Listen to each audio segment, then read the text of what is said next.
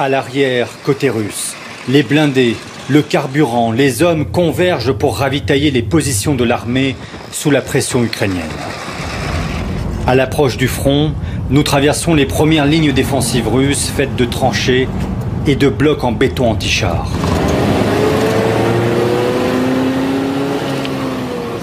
Cette route est pilonnée par l'artillerie sans arrêt. Il faut aller très vite ici.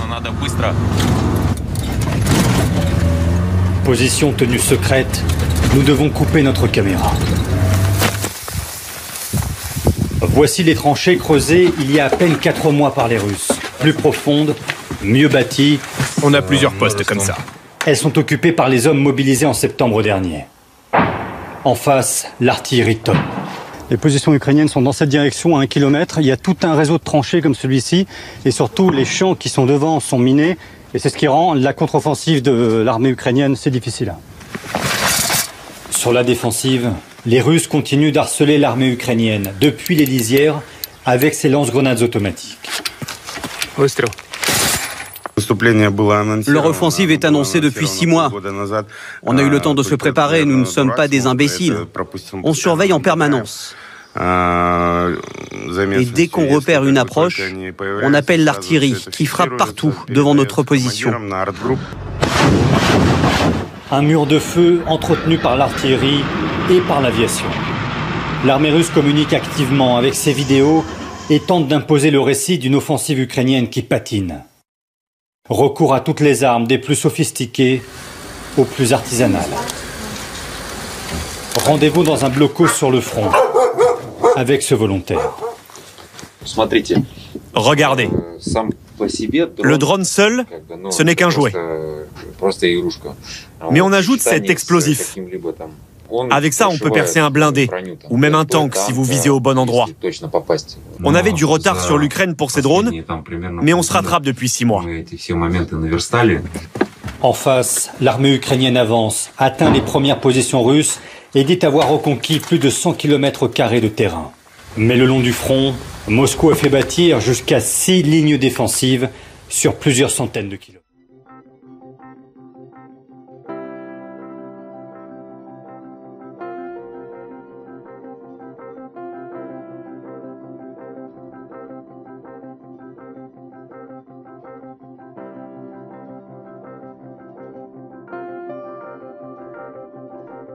Le chef de l'Agence internationale de l'énergie atomique déclare qu'un certain nombre de mesures ont été prises pour stabiliser la situation à la centrale nucléaire de Zaporijia. Rafael Grossi, qui s'est rendu sur place après une visite à Kiev, a déclaré que la situation à la centrale demeurait grave et que l'on examinait les conséquences de la destruction du barrage de Kakhovka. Il a indiqué que pour l'instant, les niveaux d'eau sont suffisants pour refroidir la centrale. Cependant, la rupture du barrage a mis en péril les réservoirs depuis lesquels les réacteurs sont alimentés en eau de refroidissement. Les gestionnaires russes de la centrale ont également indiqué que 4 nouveaux agents de l'AIEA surveillaient désormais la centrale. Toutefois, M. Grossi a également qualifié d'irréaliste la perspective que la Russie et l'Ukraine puissent signer un document sur la sécurité de la centrale. Il a également visité le poste de commande électrique de la centrale thermique qui a été attaqué la semaine dernière. Le directeur de l'agence nucléaire russe a déclaré que la situation était stable. Dans le même temps, le ministre russe de la Défense a déclaré que leurs forces ont touché avec succès des sites de production de drones en Ukraine en utilisant des armes de haute précision à longue portée. Ils ont également insisté que des attaques de l'Ukraine ont été repoussées sur les fronts du sud de Donetsk, de Zaporozhye et de Donetsk.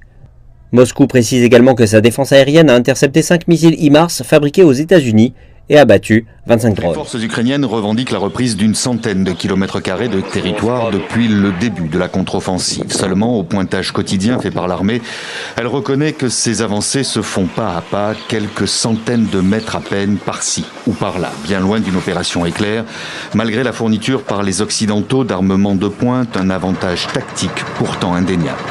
C'est l'armée russe qui se prépare depuis des mois à recevoir, entre guillemets, l'armée ukrainienne. Elle est installée de part et d'autre où on veut en découdre pour obtenir la reddition, sinon l'extermination de l'ennemi. Donc nous sommes dans une situation de guerre presque jusqu'au boutiste. Et tant que les moyens existeront de résister pour l'un et l'autre camp, les combats continueront avec acharnement. Une contre-offensive lancée dans 3 secteurs, en vert, ici sur la carte. Avec en face les forces russes qui auraient déployé 6 lignes défensives sur une profondeur d'une trentaine de kilomètres dans les territoires sous leur contrôle. En rouge, Sur la carte, l'armée ukrainienne parle de combats extrêmement violents. Les forces armées de l'Ukraine sont confrontées au minage total de champs, à l'utilisation de drones kamikazes, à des bombardements intenses. L'ennemi n'abandonne pas facilement ses positions. Les forces russes qui auraient miné 28% du territoire ukrainien. Les autorités ukrainiennes reconnaissent également la supériorité de l'aviation russe dans la maîtrise du ciel. L'Ukraine qui ne cesse de réclamer aux Occidentaux des avions de combat qui changeraient toute la donne sur le terrain. Une armée mécanisée en progression face à un ennemi retranché sur des dizaines de kilomètres de profondeur peut difficilement se concilier avec seulement des appuis d'artillerie. Donc l'arme aérienne aurait été utile pour cette offensive.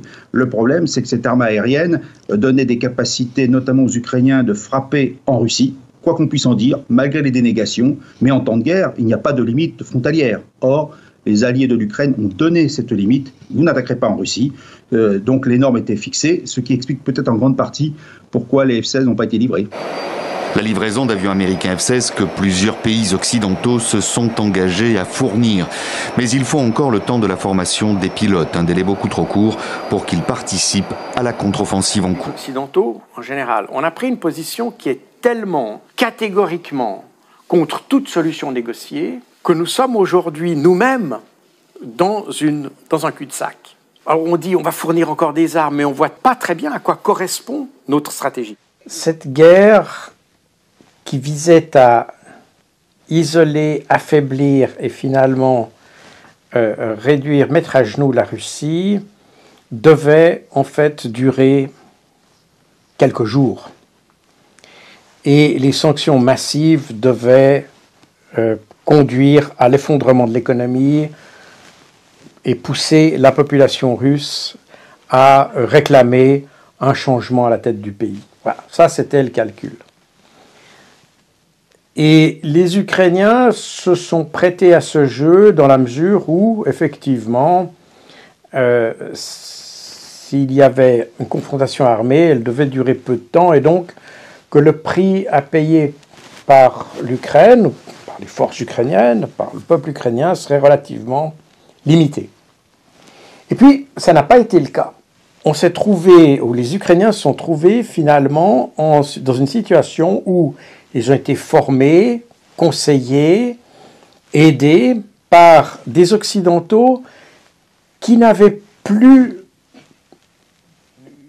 une idée de la guerre compatible, si j'ose dire, avec celle des Russes. Les Russes ont une vision du champ de bataille qui est toute proportion gardée due à l'évolution technologique, mais qui est un peu la même à celle qu'on avait il y a 40 ans en vue d'une guerre en Europe. Les Occidentaux, eux, ont la vision du champ de bataille qu'ils ont connu entre l'Irak, l'Afghanistan et ailleurs, c'est-à-dire d'armées très bien équipées contre un adversaire très mal équipé. Et donc on pensait que les choses allaient pouvoir les Ukrainiens ont mené une guerre comme ça, c'est-à-dire comme s'ils avaient une supériorité par rapport aux autres, aux Russes. Et le fait est que les Russes se sont montrés beaucoup plus coriaces que ce que souhaitaient les Occidentaux. En Europe, dans les médias francophones, ça n'est pas apparu, mais c'est apparu dans les médias ukrainiens. C'est que les Ukrainiens tiraient en moyenne par jour environ 4000 obus d'artillerie, alors que les Russes en tiraient 40 000 par jour.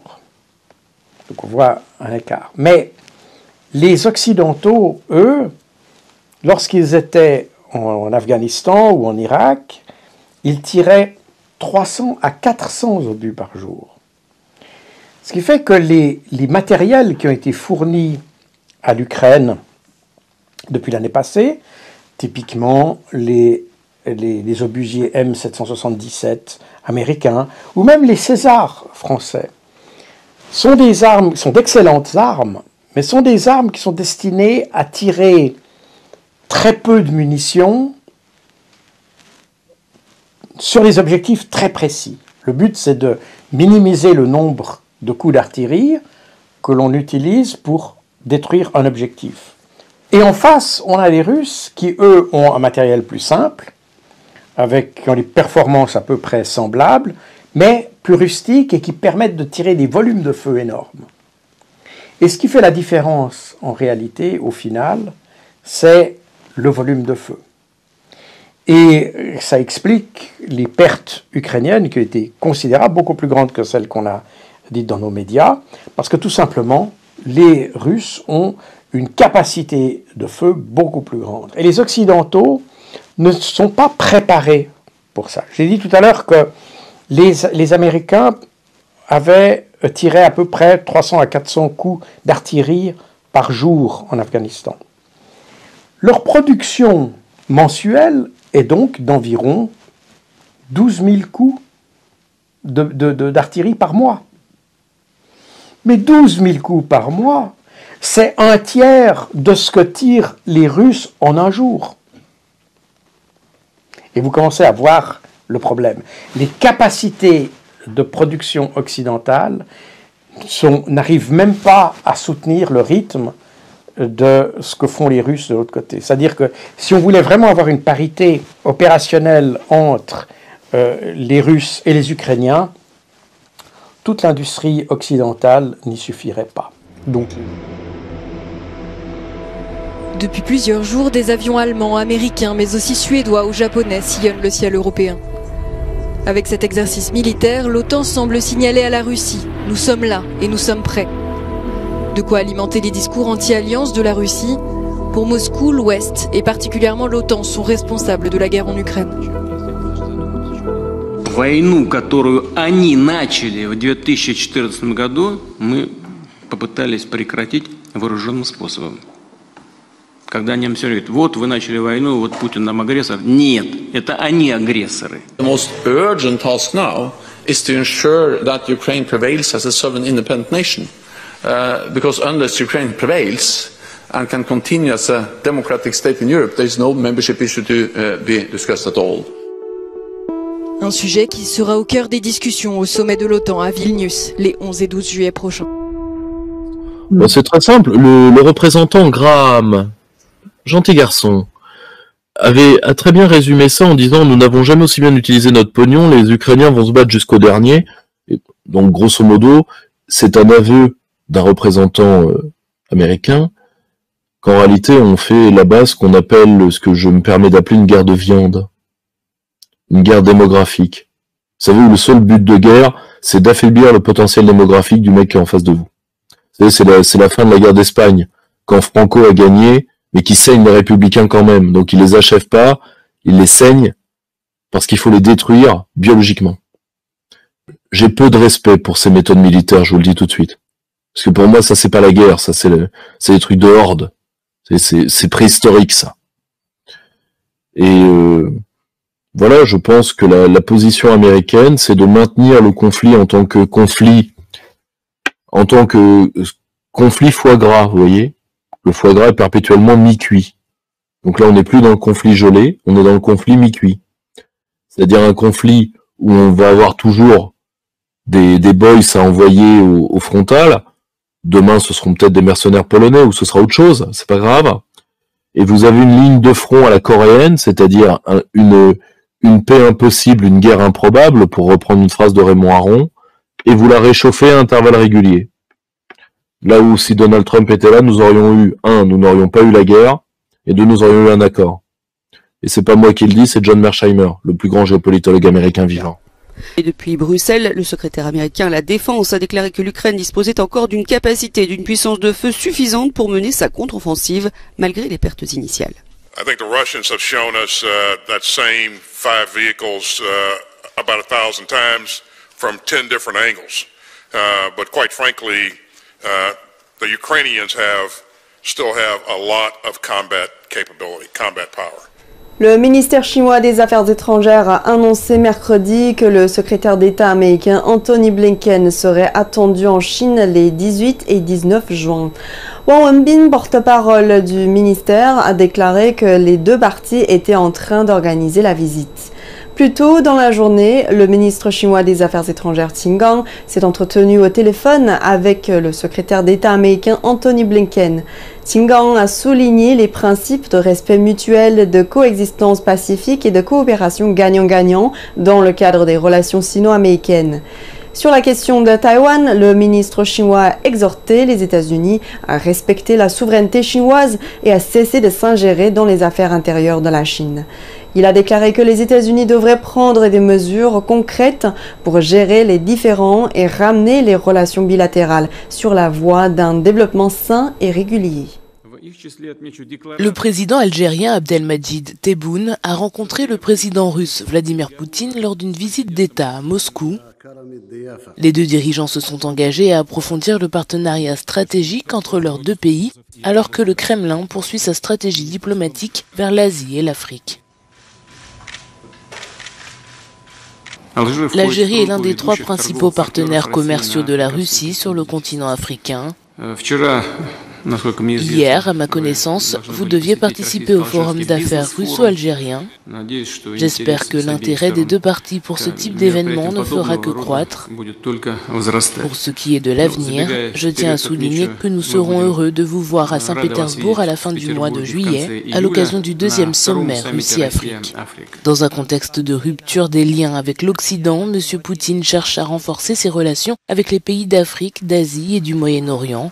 Le Kremlin prévoit d'organiser un nouveau sommet sur l'Afrique en juillet à Saint-Pétersbourg, la 2e ville de Russie. Dernier rendez-vous au programme pour le chef de l'État, Fanny, un tête-à-tête avec Mohamed Ben Salman, le prince héritier d'Arabie Saoudite. Oui, il est à Paris pour 10 jours. Le chef de l'État va en profiter pour tenter de le convaincre de faire pression sur Moscou afin de mettre fin à l'invasion de l'Ukraine. William Molinier. Oui, Emmanuel Macron veut pousser le prince héritier à condamner l'invasion russe de l'Ukraine. L'Arabie Saoudite maintient jusqu'à présent une position relativement neutre sur le conflit. Ce serait donc un message fort si Riyad venait à se ranger derrière Kiev, et ce, malgré le coup de froid avec Washington après l'affaire Jamal Khashoggi, du nom de ce journaliste assassiné à Istanbul en 2018. Le président français prépare pour la semaine prochaine un sommet pour un nouveau pacte financier mondial. Une 50aine de chefs d'État attendus à Paris, dont une grande partie venue de pays émergents non alignés que les Occidentaux espèrent rallier dans leur camp en échange d'aide au développement. Emmanuel Macron soigne donc sa relation avec Mohamed Ben Salman. Il restera en France jusqu'à la fin de ce sommet.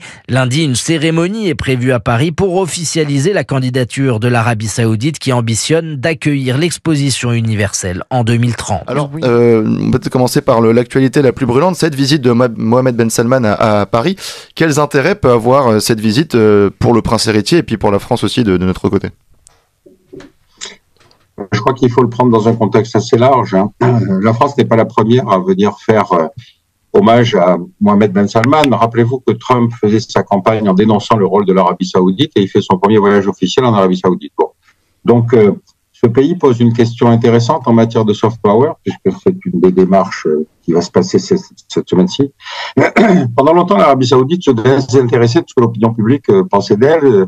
Détenant les lieux saints, sa légitimation religieuse suffisait elle-même. Bon, puis ensuite, il s'est passé 2 ou 3 petits incidents, notamment l'attentat du 11 septembre dans lequel il y avait 15 Saoudiens sur 19 terroristes, et ensuite le découpage en morceaux de Jamal Khashoggi. Et à ce moment-là, et puis dernière chose qui est à la limite plus intéressante, c'est-à-dire la concurrence du Qatar. Et donc, c'est à ce moment-là que l'Arabie Saoudite a commencé à vouloir avoir une diplomatie de relations publiques. Et pour ça, elle s'est adressée aux 5 plus grandes boîtes de relations publiques, les 3 américaines et les 2 françaises, Havas et Publicis. Voilà. Donc, tout ça, effectivement, fait qu'aujourd'hui, ils ont obtenu le résultat qu'ils souhaitaient, c'est-à-dire qu'on ne parle pas de l'Arabie Saoudite, sauf pour en dire du bien. Absolument. Et alors on voit aussi dans cette diplomatie de soft power, d'influence, d'image, une absence totale de messages religieux. Alors est-ce que c'est une démarche qui est sincère? Est-ce que Mohamed Ben Salman a voulu incarner aussi une rupture avec son père sur ce plan-là en faisant une rupture avec la doctrine wahhabite, ou est-ce qu'au contraire ça répond plutôt à une stratégie de discrétion et donc mais que le projet wahhabite reste un fer de lance de la diplomatie saoudienne? Le wahhabisme, qui est l'appellation locale en fait du salafisme, bien sûr. Le fait qu'on l'appelle wahhabisme ne change pas la nature du message politico-religieux que contient cette propagation. Lui est un des piliers du régime. puisque vous savez que la famille Saoud n'a pas de légitimité religieuse, elle n'est pas descendante du prophète, et donc la hiérarchie religieuse est évidemment un des piliers absolument essentiels. Le fait que la famille Al-Saoud doive effectivement avoir une diplomatie un peu différente ne change rien au fait que pendant toute l'époque de la guerre froide, rappelez-vous que pour lutter contre le communisme, on pensait que la religion était un barrage essentiel. Bon. Et on a donc fermé les yeux sur tout ce que faisait l'Arabie Saoudite, en particulier en matière de salafisme. Et à l'époque, les Saoudiens considéraient que leur véritable ennemi, c'était Nasser, c'était le socialisme arabe. Donc la diffusion du salafisme s'est faite dans toute l'Afrique sahélienne. On la retrouve aujourd'hui au Mali, si vous voulez, avec à chaque fois l'idée que de toute façon, on était dans le même camp. Après la disparition de l'URSS et surtout après les attentats dont on a parlé, on est en droit de s'interroger sur la légitimité de cette excellente relation. Bon, il reste la question énergétique. Et là, on s'est piégé soi-même, c'est-à-dire en mettant sous embargo l'Iran, le Venezuela, le Nigeria, la Russie. Il ne reste plus grand monde comme producteur, et ce qui fait qu'on est obligé de caresser dans le sens du poil l'Arabie Saoudite. Écoutez, la technique de communication de l'Arabie Saoudite est intéressante à démonter. Dans cette politique qu'ont mené les grandes boîtes de communication, vous aviez 3 cibles sociologiques. Encore une fois, c'est pas l'opinion publique, on s'en fiche. Alors, la première des cibles, c'est les hommes politiques, les décideurs occidentaux. Alors, quand un décideur occidental va en Arabie Saoudite, il revient toujours avec ce qu'on appelle une lettre d'intention. C'est-à-dire, nous nous engageons à négocier pour 10 milliards, 20 milliards, 100 milliards de contrats. Ça permet à l'homme politique entrant chez lui de dire, écoutez, avec moi, ça avance. Ça ne veut pas dire qu'on va signer les 100 milliards. Ça veut simplement dire on a une espèce de justificatif du déplacement. La deuxième cible, ce sont les hommes d'affaires. Alors pour les hommes d'affaires, la technique est assez rodée. C'est d'offrir une espèce de gigantesque projet qui, justement, allait prendre la suite du pétrole, parce que depuis le temps qu'on annonce la fin des réserves, il faut pouvoir attirer des investisseurs. Bon. Le problème, c'est que la plupart du temps, ce sont des projets tellement pharaoniques que de toute façon, l'Arabie Saoudite n'a pas la possibilité d'entretenir. Le dernier des projets qui s'appelle NEOM est une espèce de high-tech city dans laquelle devraient venir tous les grands investisseurs internationaux. Et comment voulez-vous investir dans un pays qui n'a pas de code du commerce? Si jamais vous êtes entre les mains des religieux qui expliquent que votre service informatique n'est pas halal, vous auriez à faire face à un tribunal religieux. Et évidemment, quand vous êtes une PME, vous vous lancez pas dans ce genre de choses non plus, parce que là, vous n'avez même pas la peinture. Et que quand vous avez un chef d'État qui décide qu'enfin les femmes ont le droit de conduire, on s'esbaudit en disant « Oh là là, c'est formidable, ce pays démocratise ». Vous vous rendez compte si on se ridiculise en prenant ce genre de posture? Vous n'oubliez pas qu'en Arabie Saoudite, vous avez 2 personnes qui sont actuellement condamnées pour des faits absolument scandaleux. Bon, il y en a un notamment parce qu'il a demandé la liberté de conscience, a été condamné à 10 ans de prison et 1000 coups de fouet. 1000. C'est-à-dire qu'on le sortait de prison tous les jours pour le fouetter. Il y en a une autre jeune fille qui, elle, a osé vouloir franchir la frontière en conduisant. Bon, et elle avait anticipé. Donc, elle l'aurait fait aujourd'hui, ça serait passé, mais elle l'a fait avant. Et donc, elle aussi, elle a été continuellement arrêtée, libérée. Bon, l'Arabie Saoudite, le fond, c'est ça. C'est que on peut avoir un monarque qui donne une apparence de modernité. Il reste que le reste de la société continue à former des salafistes, continue à former des menaces sur l'Occident et continue à avoir cette espèce de pratique préhistorique, si vous voulez, des droits de l'homme. Alors, parlons pas des droits de la femme. 24 heures après le drame, les familles de migrants continuent d'affluer à Kalamata. Ils reçoivent des premiers récits glaçants. Parmi eux, Kassim Abozid, syrien et sans nouvelles de son épouse et de son beau-frère présents à bord de l'embarcation. They're looking for body in the sea, and they have information. They have information about his wife and her brother, and they will looking of they are in the bodies in the hospital or in the living, but in the survivor that's no match. 9 Égyptiens soupçonnés d'être les passeurs ont été arrêtés. Un voyage vers la mort qu'ils auraient fait payer 5 000 $. La Banque centrale européenne annonce un nouveau relèvement de ses taux directeurs. Une hausse qui était attendue et qui se monte à 0,25 points comme en mai dernier. Face à une inflation qui reste élevée, la BCE n'entend pas faire de pause dans son resserrement monétaire. Our future decisions will ensure that the key ECB interest rates will be brought to levels sufficiently restrictive to achieve a timely return of inflation to our 2% medium-term target and will be kept at those levels for as long as necessary. En moins d'un an, c'est la 8e augmentation de ce type en zone euro. La présidente de la BCE a également dévoilé qu'une autre hausse de taux était très probable lors de la réunion de juillet prochain. L'inflation en zone euro s'établissait à 6,1% sur un an en mai dernier. Un jour après que la Réserve fédérale américaine a annoncé qu'elle suspendait son programme de hausse des taux d'intérêt pour l'instant, les Européens ont clairement indiqué qu'ils ne suivraient pas le mouvement. Une annonce largement attendue de la hausse des taux de 25 points de base. Cela porte le principal taux d'emprunt au sein de la zone euro à 3,5%. La chef de la Banque centrale européenne, Christine Lagarde, a clairement indiqué que l'inflation était encore tout simplement beaucoup trop élevée en Europe. L'objectif est de 2%, le taux actuel de 6,1%. De ce point de vue, Christine Lagarde s'est présentée comme très déterminée lors de la conférence de presse en disant que la banque n'était pas seulement en train d'augmenter les taux maintenant, mais qu'elle prévoyait de continuer à le faire lors de sa prochaine session en septembre. L'un des aspects intéressants de tout cela, c'est que l'un des principaux moteurs de l'inflation en Europe a été l'augmentation des coûts de l'énergie. Christine Lagarde a dit que les coûts de l'énergie commençaient à baisser, mais qu'un nouveau problème avait émergé. En effet, les entreprises augmentent leurs prix afin de préserver leurs bénéfices, ce qui exerce une pression sur l'inflation et le coût de la vie. En écoutant les propos de Christine Lagarde aujourd'hui, il était très clair qu'il ne s'agira pas de la dernière hausse des taux. Ce n'est pas terminé. Nous avons encore beaucoup à faire, tel était le message envoyé au marché.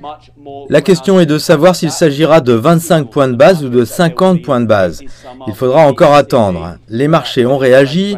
Nous avons vu les obligations d'État de la zone euro augmenter et aussi un euro à son maximum depuis 15 ans contre le yen japonais et un record de 4 semaines face au dollar.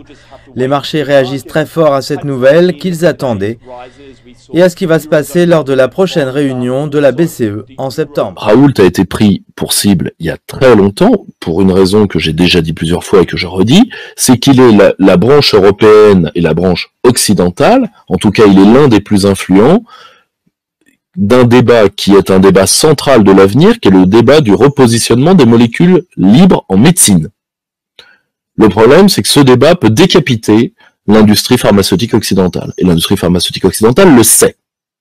Et d'ailleurs, je le dis très sincèrement, dans le jeu des puissances, la Chine, l'Inde, qui sont les pays qui poussent le plus pour que ce débat ait lieu, pour faire très simple, et on va essayer d'être très rapide là-dessus pour nos auditeurs, le repositionnement des molécules libres, c'est très simple. La nature est un grand livre, hein, ça c'est le cartésianisme, c'est l'humanisme, c'est les Lumières. Hein.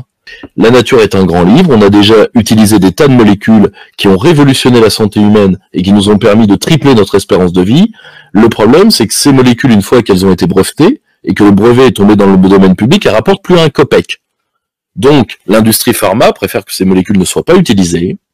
Résultat, en épidémiologie, il y a des tas de molécules qu'on ne teste plus. Or, les pays en développement, eux, les testent. Un pays comme la France, et pourquoi Raoult est français? Je rappelle que la France possède deux des territoires avec la biodiversité, l'une des plus belles et l'une des plus grandes biodiversités au monde, qui sont la Guyane et surtout la Réunion. Et donc, nous aurions tout un vivier de plantes, de molécules rares, etc., que nous pourrions utiliser, à travers d'ailleurs une part de médecine qui est la médecine locale que nous pourrions faire fructifier, mais non. Non. Alors pour clore le sujet, juste rappeler que s'agissant d'intérêts financiers, il y a toujours une enquête en cours à la Commission européenne sur une information très étouffée, que ceux qui sont les soupçons d'intérêt, de prise d'intérêt d'Ursula von der Leyen. Tout à fait. Auprès de Pfizer, l'enquête est en cours. Elle n'aboutira à rien. Je te le dis. Là pour le coup, j'espère, comme toujours, j'espère me tromper. Ce sera peut-être la première fois, parce qu'a priori, en termes de prédiction, je ne suis pas trop. Alors que sincèrement, c'est ni mon goût ni mon métier, mais tout simplement que certaines choses suivent leur voie tracée. Von der Leyen est très énervée à titre personnel, ça je le sais de source sûre, pour une raison, c'est qu'elle a déjà posé sa candidature au secrétaire général de l'OTAN et que les otaniens disent écoute, Bosch bonne à rien, ça fait déjà beaucoup, parce que je rappelle, elle est bonne à rien de l'autorité publique, hein, c'était écrit dans le Spiegel. Hein. Mais si en plus, il faut avoir tes casseroles, Chers collègues, ce mandat von der Leyen restera dans l'histoire comme un ouragan institutionnel. L'administration de Bruxelles avale tous les sujets régaliens, le nucléaire, les vaccins et notre santé mentale, la répartition des migrants pour qu'ils arrivent près de chez vous, les livraisons d'armes et avec au passage la création d'un Titanic financier de 800 milliards d'euros. Et pour le digestif, Bruxelles s'imagine grand chambellan de la diplomatie européenne avec la porcelaine qui va avec. Aujourd'hui, vous venez donc de nous parler d'une stratégie européenne de diplomatie des otages. Mais qui dans le monde peut vous faire confiance? À part les secrets de Pfizer, vous n'avez jamais su garder nos intérêts vitaux. Faillite industrielle, faillite numérique, faillite sécuritaire, vous importez l'asile au lieu de laisser les fous chez eux. L'horreur d'Annecy, la torture de Lola, quand tout cela va finir. Allez-vous demain décider que l'on peut échanger un terroriste chez nous contre un Européen chez eux? L'histoire a démontré que ce sont les services de l'État français, la DGSE, qui sont allés sauver nos otages français par la force ou la négociation. Qui ici partirait mourir dans une nuit froide pour sauver les nôtres? Des conclusions accablantes que tout le monde attendait. Boris Johnson a délibérément menti au Parlement britannique à de multiples reprises dans l'affaire du Partygate, selon les conclusions de la commission d'enquête parlementaire rendue publique ce jeudi.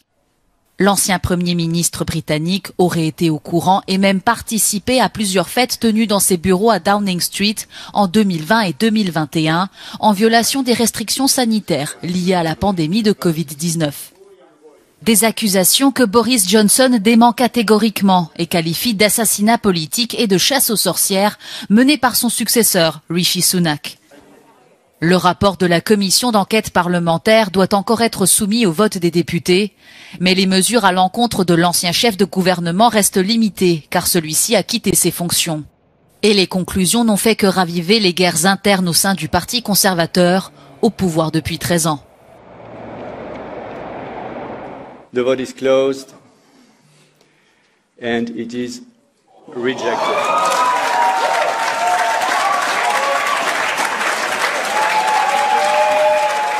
La loi européenne sur la restauration de la nature est toujours en vie.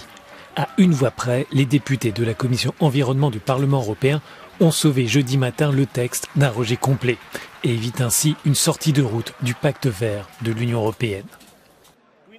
Depuis plusieurs semaines, le Parti populaire européen, soutenu par l'extrême droite, mène une campagne pour rejeter purement et simplement le compromis qui était sur la table. Ce texte entend couvrir d'ici 2030 au moins 20% des zones terrestres et marines de l'Union par des mesures de restauration afin de sauver les écosystèmes menacés. Il veut aussi réduire de 50% l'utilisation des pesticides chimiques d'ici 2050. Un Américain a attaqué 2 touristes rencontrés près du château de Neuschwanstein en Bavière. Une femme est morte et une autre a été grièvement blessée. Âgé de 30 ans, l'auteur présumé de l'agression a été interpellé peu après les faits et placé hier en détention provisoire par un juge. Les 2 femmes, âgées de 21 et 22 ans, et elles aussi américaines selon la police, auraient croisé l'agresseur présumé sur un sentier de randonnée mercredi après-midi près du célèbre château bavarois. L'homme aurait alors tenté d'agresser sexuellement les 2 jeunes femmes. Elles auraient résisté, tentant de s'aider mutuellement, mais l'une après l'autre, il les aurait poussées dans un ravin. François Langlais. Bonjour à tous. La croissance française ralentit, François, c'est ce que nous indique le météorologue de l'économie, notre INSEE. Oui, l'Institut de la statistique a publié hier sa note de conjoncture qui nous pronostique un 0 plus pour 2023, plus 0,6% sur l'année. C'est un peu moins que la moyenne de la zone euro qui est plus proche de 1%, mais c'est mieux que l'Allemagne. Quand on se compare, on se console. Absolument. L'Allemagne souffre davantage. C'est donc pas la récession, mais une franche décélération après le 2,5 de l'année dernière qui lui-même succédait, souvenez-vous, à la reprise explosive de l'après-Covid. On était à plus 6,8. Alors, voyons les conséquences. Qu'est-ce que ça va donner pour le pouvoir d'achat des Français ? Il est pris entre 2 forces contraires. D'un côté, la persistance d'une hausse des prix significative qui est à 5% sur l'année. Et puis de l'autre, les augmentations de salaire qui sont quand même là. Oui. En moyenne 5,1%. Pas mal. Le pouvoir d'achat des ménages serait donc légèrement positif, après avoir baissé ces derniers temps, évidemment à cause de la hausse des prix. Cette inflation, on nous dit qu'elle baisse, mais elle est quand même toujours là. Oui, et bien vivante. Hein. Même si elle diminue, certes, grâce à la baisse du prix de l'énergie et des matières premières, le prix des produits alimentaires devrait non pas baisser, mais voir sa hausse se réduire entre 7 et 8% sur un an, contre le double actuellement. L'INSEE nous indique d'ailleurs que l'alimentation est le principal facteur d'inégalité devant l'inflation. Chez les moins de 30 ans, qui font les courses assez peu, puisque bon nombre d'entre eux vivent chez leurs parents, l'inflation est de près de 1 point inférieure à la moyenne nationale. Alors que, à l'inverse, les plus de 75 ans, pour lesquels la part de l'alimentaire dans le budget est plus forte, subissent une inflation plus élevée que la moyenne de 0,7%. Autre disparité, celle qui est liée au lieu de résidence. Les ruraux sont davantage pénalisés que les habitants de la région parisienne parce qu'ils consacrent à l'alimentation une part plus importante de leurs revenus. Bon, c'est tout simplement parce que leurs revenus sont en moyenne moins élevés que dans la région capitale. Alors, la Banque Centrale Européenne a relevé hier ses taux d'intérêt une nouvelle fois. C'est vrai. C'est qu'elle redoute encore l'inflation ? Écoutez, oui, c'était la 9e hausse consécutive qui porte les taux d'intérêt dans la zone euro au plus haut depuis 22 ans quand même. Et c'est vrai que la Banque Centrale considère que le risque inflationniste n'a pas disparu, justement parce que les salaires augmentent maintenant.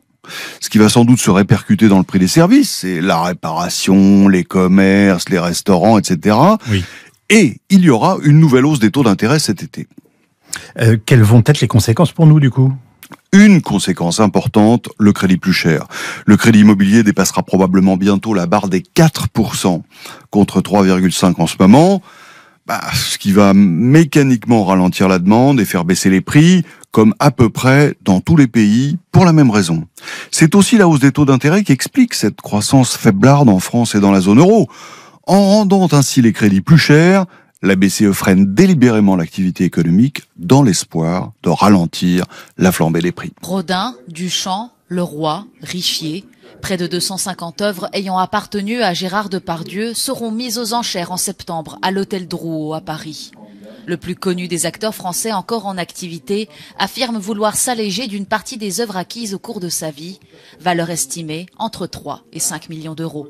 Ce sont des œuvres d'art qui, chez lui, s'empilent les unes à côté des autres. Il aime jouer d'ailleurs avec cet empilement, puisque aucune des œuvres chez Gérard Depardieu ne sont accrochées au mur, donc c'est quelque chose de très singulier. Gérard Depardieu n'a jamais cessé de tourner, mais il a été rattrapé récemment par 13 nouveaux témoignages de violences sexuelles commises sur 11 tournages entre 2004 et 2022. En 2021, il a été mis en examen pour des soupçons de viol et d'agression sexuelle sur la comédienne Charlotte Arnoux. Radio, que faire face aux lycéennes en abaya? Embarras, je vous le disais, dans l'éducation nationale qui a réuni les recteurs d'académie ces derniers jours, parce que à Lyon, par exemple, dans certains lycées, je vous le disais, il y a parfois la moitié des filles d'une classe qui portent ce vêtement. Hier, pour le bac de philo, il y a des filles qui sont venues avec cet abaya. Alors, après, choquant ou pas choquant, bien sûr, c'est à chacun de juger, mais tenue religieuse ou non, justement, le Conseil français du culte musulman a jugé cette semaine que l'abaya n'est pas un signe religieux. Nous sommes avec Karine Azopardi, qui est journaliste et co-auteur de ces petits renoncements qui tuent aux éditions Plomb, coécrit avec un enseignant qui a tenu à garder l'anonymat. Karine Azopardi, est-ce que vous êtes surprise de ce débat, vous qui avez enquêté auparavant, et puis même de cette annonce cette semaine du Conseil français du culte musulman? Que faire face aux abayas? Alors, je pense qu'il faut faire attention déjà à ce qui vient, aux communications qui viennent du Conseil français du culte musulman, qui ne représente pas les musulmans, contrairement à l'appellation. Oui. Et après, moi, ce que je peux vous dire, c'est le constat, puisque j'ai parlé avec mon co-auteur depuis, évidemment, qu'il a écrit le livre et encore cette semaine. Le constat, c'est que dans les années 2000, il avait, c'est ce qu'on écrit dans le livre, une quinzaine d'élèves qui venaient avec un voile léger sur la tête et qu'il l'enlevait à l'entrée du lycée. Que au moment où on a écrit ce livre, il y avait une vingtaine d'élèves dans son lycée qui compte 2000 personnes, c'est un gros lycée, qui avaient introduit cette abaya. Donc c'est plutôt un djellbab, c'est-à-dire un vêtement qui doit couvrir toutes les parties du corps, y compris les poignets, de manière pudique. Donc c'était voilà. Et aujourd'hui, ce qu'il me dit, c'est qu'il y a après le pic du Ramadan, parce qu'il y a eu un pic au mois d'avril, une centaine à peu près d'élèves qui viennent sur 2000. Donc lui, de son côté, dans son établissement, voilà, c'est ça. Dans son établissement, Ouais. ça, ce sont des faits concrets. Ouais, ouais. Ensuite, moi, ce que j'ai fait, c'est que j'ai pris, parce que le ministère, la communication du ministère, c'est de dire, il faut regarder les choses sur une tendance longue. Donc, j'ai pris les chiffres d'il y a 3 ans entre septembre et mars, et les chiffres de cette année scolaire entre septembre et mars, ce sont des chiffres qui sont clairement comparables, et il y a 200% d'augmentation, c'est-à-dire que ces faits d'atteinte à la laïcité, alors c'est pas seulement des abayas, mais ont été multipliés par 3. Donc ça veut dire quoi? Ça veut dire qu'il y a une claire offensive qui est en cours et qu'avait reconnu le ministre depuis le 3e trimestre de l'année dernière. Ouais. Et quelle est la règle dans les établissements, Karine Azzopardi, face à ces lycéennes qui se présentent en abaya? Alors le problème, c'est qu'il y a une claire confusion entre le cultuel et le culturel sur laquelle jouent bien évidemment les entrepreneurs qui sont aux manettes sur les réseaux sociaux derrière cela et qui vont avec quelques dizaines de personnes, avec des comptes très suivis, qui vont encourager à cette mode dite pudique. Le problème, c'est que concrètement, la semaine dernière, j'en parlais encore avec le professeur avec qui j'ai écrit ce livre. Ça va être une classe où il fait chaud en ce moment, tout le monde l'a remarqué. Une professeure va arriver avec les bras nus et elle va se prendre une remarque de la part d'une élève en disant « Madame, vous devriez pas ». C'est ça le problème en fait. C'est ça le problème et c'est là s'il y a une pression comme ça de la part d'une élève sur une professeure, on imagine la pression qu'il peut y avoir entre élèves et ça s'appelle clairement du prosélytisme. Oui. Donc il faut arrêter de faire la confusion. Et le problème, c'est qu'il n'y a personne en face, c'est que les établissements et les chefs d'établissement sont laissés à eux-mêmes, en gros. Et donc, j'en parlais encore hier avec le professeur en question, qui me disait que comme on donne le spectacle de finalement d'un front qui est totalement désuni en face, et ben il y a une offensive et derrière des salafos fréristes, je ne sais pas comment les appeler, des islamistes qui prônent une vision rigoriste de l'islam et de la femme, parce que c'est ça une abaya, eh bien ils vont s'engouffrer dans la brèche, et c'est vraiment ça le problème. Ouais. C'est-à-dire qu'on préconise aux chefs d'établissement de procéder au cas par cas. On leur demande de se démerder en quelque sorte. Le ministère n'a pas donné de consignes claires, donc on leur refile la patate chaude, et ça. Oui, ça c'est un problème évidemment pour les établissements qui ne savent pas comment gérer véritablement la situation. Et ce qui montre en conclusion peut-être, Karine Azzopardi, que finalement le problème des abayas pour certains montre que nous n'avons rien retenu de la leçon des foulards de Creil. C'est ça. Merci.